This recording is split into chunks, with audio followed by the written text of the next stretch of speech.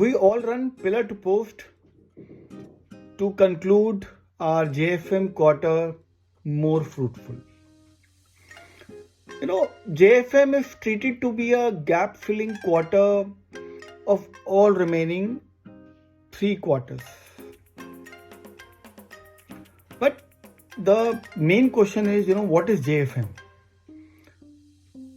In simple terms, it is January, February, March, but it is to be treated as the most crucial and important quarter to complete all your pending work, pending tasks, and complete your targets that have been set for you as an individual or as a team in the beginning of the financial year. मतलब जो target आपका set होता है अप्रैल में in the beginning of the financial year, वो आप achieve करना चाहते हो और कर पाते हो या करते हो इस JFM में, right? Because when the year will end, the financial year will end, you will have to answer to your seniors that why have you not completed your targets, right? So generally JFM का pressure बहुत है, सब पर होता है, चाहे कोई भी फील्ड है, चाहे वो सेल्स है, चाहे वो ऑपरेशंस है, चाहे वो फाइनेंस है, फैसिलिटी मैनेजमेंट है, कुछ भी है, प्रोक्योरमेंट है. सो हर कोई चाहता है कि वो JFM में अपना पेंडिंग टास्क खत्म करे. जो टारगेट्स वो अचीव नहीं कर पाए हैं अब तक इस फाइनेंशियल ईयर के, वो अचीव करें. तो बहुत कुछ क्योटिक होता है. The situation is utmost chaotic in the office. Hello friends, my name is Manoj Goyal. I welcome you all to my channel once again. Please watch this video till end, it will help you certainly. सबसे बड़ा सवाल ये आता है कि JFM के pressure को handle कैसे किया जाता है. How to handle the pressure, which we only create, right, in JFM.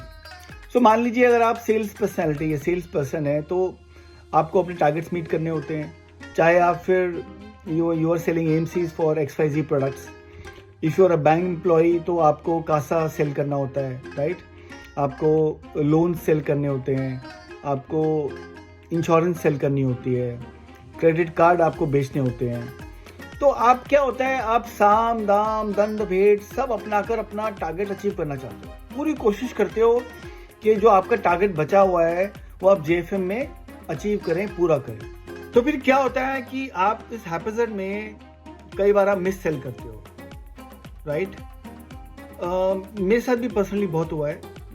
लोग अपना टारगेट पूरा करने के चक्कर में मिस सेलिंग कर देते हैं. बाद में when you got back to them for certain XYZ things, they said that no, we have told you in the beginning and all those things, right? तो ये गलत है, right? So बजाय कि इसके कि आप JFM में सारा प्रेशर बिल्ड करो अपने ऊपर और अपनी मैनेजमेंट के ऊपर, अपनी कंपनी के ऊपर, आपको रादर इसको डिवाइड करना चाहिए month on month, quarter on quarter, right? I would say एक एग्जांपल देता हूँ आपको. जैसे आप लोन लेते हो, राइट, और उसकी EMI बनती है, तो क्या होता है EMI में वो आपका प्रिंसिपल प्लस इंटरेस्ट आपको हर मंथ चार्ज करते हैं, राइट? आपको जो प्रिंसिपल अमाउंट होता है लोन का वो भी जाता है और आपका जो उस पर इंटरेस्ट चार्ज होता है वो भी आपको पे करना होता है. इससे क्या होता है, एक तय तारीख तक, मतलब आपने लेट से लोन लिया 2 साल का, 5 साल का, तो 5 साल या उस टाइम पीरियड के अंदर आप अपना प्रिंसिपल भी वापस कर देते हो और अपना इंटरेस्ट भी वापस कर देते हो, राइट? सेम तरीके से अगर आपको पता है कि आपका टारगेट X है और आपको कम से कम X टारगेट अचीव करना है, ठीक है, तो मैं आपको सजेशन देता हूं कि जो बाकी के 3 क्वार्टर्स हैं, मतलब अप्रैल, मई, जून, जुलाई, अगस्त, सितंबर, अक्टूबर, नवंबर, दिसंबर, उसमें आप लोग अपना X टारगेट अचीव करने की कोशिश करें. और जो JFM बचता है उसमें X+1 करें. मतलब अगर आपने 100 अकाउंट खोलने हैं पूरे साल में, लेट से, या आपको 100 AMCs बेचनी है पूरे साल में, तो आप कोशिश करें कि आप दिसंबर तक वो 100 AMCs, वो 100 अकाउंट्स खोल लें. और जनवरी, फरवरी, मार्च यानी कि JFM के क्वार्टर में आप कोशिश करें 110 अकाउंट खोल लें, 120 अकाउंट खोल, 10 extra, 20 extra, like wise, right? तो क्या होगा, आपका टारगेट X+1 अचीव होगा and you will stand out of the mob. आप भीड़ से अलग हटके खड़े हो जाएंगे, ठीक है? आपको प्रेशर नहीं आएगा. उस 3 महीने में आप जितना एक्स्ट्रा करेंगे वो आपका नेट प्लस प्रॉफिट होता जाएगा, ठीक है ना। आप ऐसे करेंगे तो I am sure you will win the game. अगर आप फैसिलिटी मैनेजमेंट फंक्शन में हैं, राइट, इंफ्रास्ट्रक्चर फंक्शन में है, तो 3 वर्टिकल्स होते हैं, रियल एस्टेट, प्रोजेक्ट्स और एफएम। अब उसमें क्या होता है कि आपके पास जो चैलेंजेस होते हैं बड़े डिफरेंट तरीके के होते हैं, ठीक है।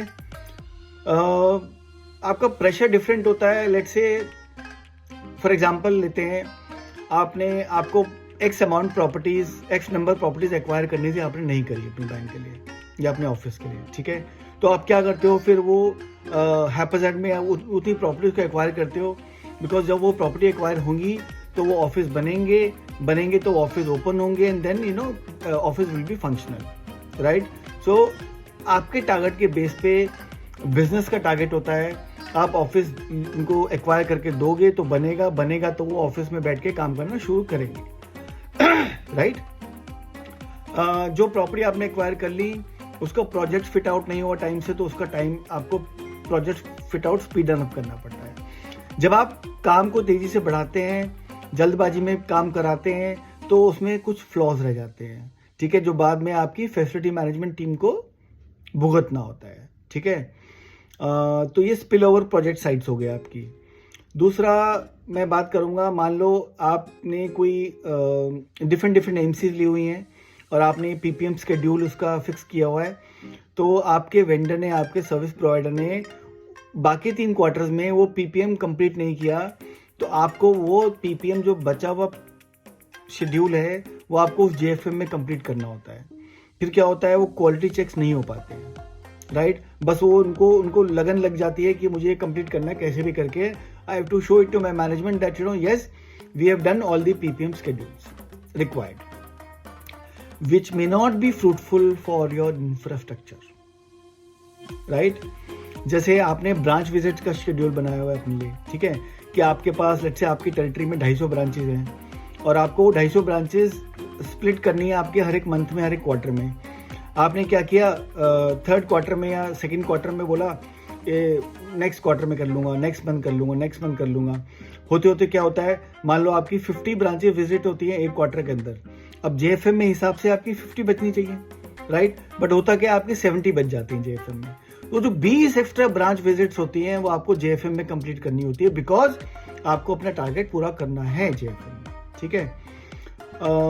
आपका कुछ इमरजेंसी बजट होता है, वो एग्जॉस्ट हो जाता है, तो फिर आप यू नो हेल्पलेस हो जाते हो कि अब मैं क्या करूं।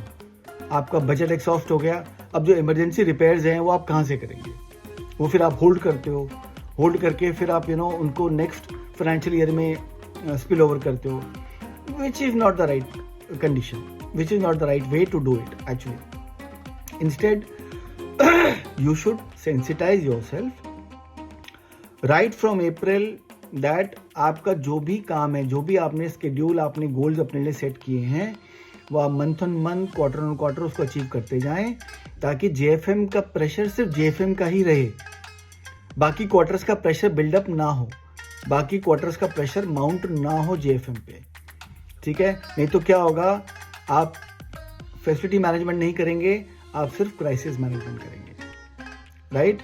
तो guys please sensitise yourself, please अपने काम को इस तरह से डिवाइड करिए कि आपका वो प्रेशर कभी भी जेएफएम के ऊपर हावी ना हो, ओके। अगर आप ऐसा करेंगे तो आप सुकून की जिंदगी जी सकते हैं।